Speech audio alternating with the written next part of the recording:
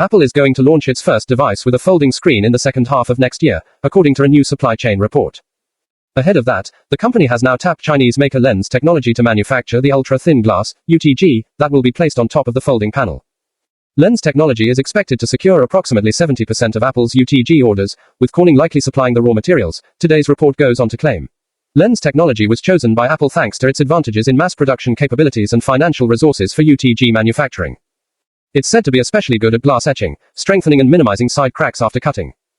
The supplier will expand its UTG production line later this year in advance of starting production for Apple. Apple apparently wants to thin only the central part of the UTG, the one that's nearest to the hinge.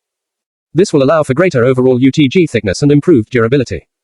South Korean Daewoo Insees and Uti are alleged to be potential secondary suppliers for Apple, with the former having already secured 2 patents in October 2024 related to thinning just the central part of the UTG. One of its patents is similar to Apple's patent for the same technology.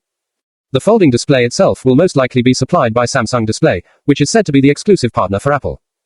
That's all for today. Until next time, techies, stay curious, stay informed, subscribe my channel. Bye for now.